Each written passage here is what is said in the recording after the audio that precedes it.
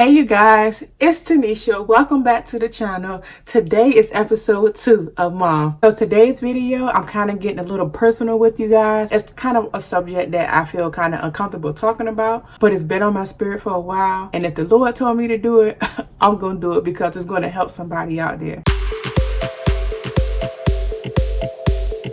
If you're new to the channel, thanks for watching. It's Monday. I'm here to give you motivation, inspiration, and encouragement to get you through the week. This is one of those subjects that is really hard for me to talk about, those strong feelings of depression, because sometimes you feel like other people aren't really dealing with what you're dealing with and they're not going to really understand. But God put this in my heart, and today I'm going to share with you some things that helped me make it through. A lot of the times I was feeling like I just didn't want to get out the bed. I was feeling like blah, I just didn't want to deal with life in general. I didn't feel pretty. I felt like, for those moms that had this image of their body and then after they had kids, they saw this whole nother image. Some people don't understand how that feels. It wasn't who I was at first, and sometimes it can be hard to deal with that, especially if you're not motivated to work out or to get your body the way that you want it to be. I didn't want to put any makeup on. I didn't want to it was an anxiety for me just to get up sometimes and go out of the house. And to that effect, I actually had to end up going to the doctor to get some vitamin D because I wasn't getting out the house enough. I wanted to deal with it on my own. I felt like I was doing everything wrong as a mom, as a wife. I started to isolate myself from my friends. I started to isolate myself from even my kids and my husband while we were living in the same house. And it was so weird for me. I totally didn't feel myself. And you know what? It got so bad. It was to the point where when my husband came home, he was like, "So what y'all do today?" Just asking, what we did in general. And I would get so annoyed because it was what you mean? What I do today? What didn't I do? And it was those questions right there made me fall deeper and deeper into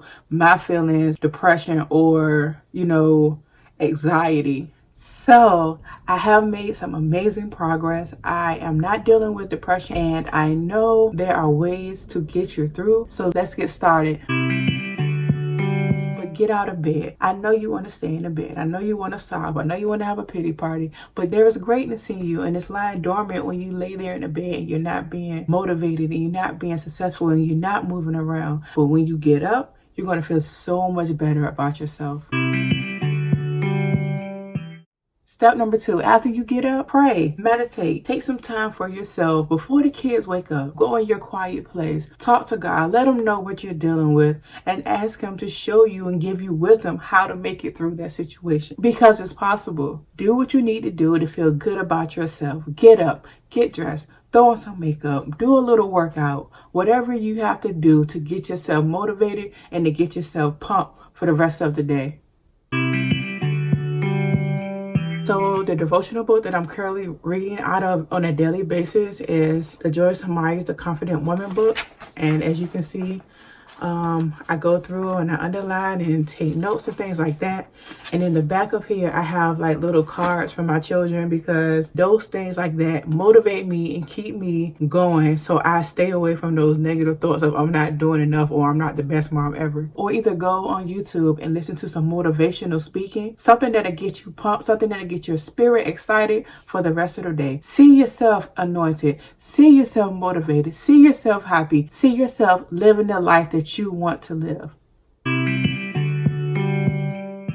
The next thing that I decided to do was to unplug from social media, to go on a hiatus and just to not check social media, so I won't be so overwhelmed with people trying to sell me things, looking at the other lives of people, trying to compare myself. It kept me away from the distractions and the things that the devil makes it seem like, oh, you'll never have these things, or you can't be, as successful as this person is, when those things are totally not true. It really helped me through that time of depression is I created a blessing journal, and I wrote a scripture on the front, Romans 8:28, and it reads, "And we know that all things work together for the good of them that love God, and to them who are created according to his purpose." In this journal here, I have, things that happen on certain dates. Every time something good happened or a blessing happened within our family or something that I needed to be grateful for, I wrote it down here in this book. And every time I feel like it's something going on that seems like it's out of my control, I go back and I just thank God, and I show him my gratitude, and I just go back and I read these things that I have written down in my journal to know that if they happen then, they can still happen now. That God is the same and he's never going to change. Another thing that helped me get through depression was talking to my husband, talking to other moms that were going through the same thing or have been through the same thing of being depressed, or just expressing the way that I felt, and kind of getting some clarity of how I needed to deal with it from the word's point of view. Your spouse, a lot of the times, or your friends, they don't know what you're dealing with because you don't want to talk about it, and they are the people that would be there to cheer you on, to encourage you to get out of that funk. But it's up to you to express to them, or get out of that I don't want everybody in my business mindset. There are people out there that will cheer for you. There are people out there that want to see you do good, that want to see you be who God's called you to be. So you have to talk. It's a decision that you have to make.